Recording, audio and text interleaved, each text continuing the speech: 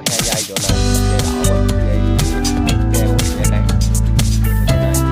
Nếu mà xe còn một công tắc chuyền cuối đổi cái dây đầu kia, nếu mà đã bỏ rồi một bên thì bây giờ họ sẽ nói chung nó thiết kế vô cùng cái con ốc này luôn, chỉ gắn vô một cái con ốc này là được, mình bắt như cũ dây là mình bắt như thế này.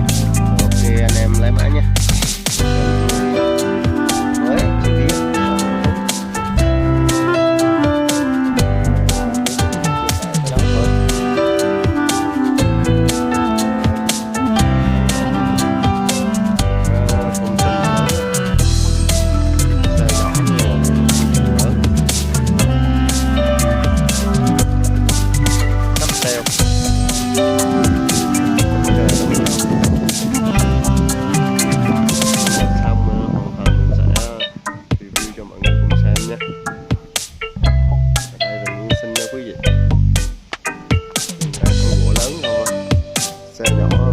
Còn cây lớn không?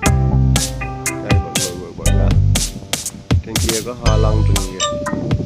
Kiếm tiên vũ.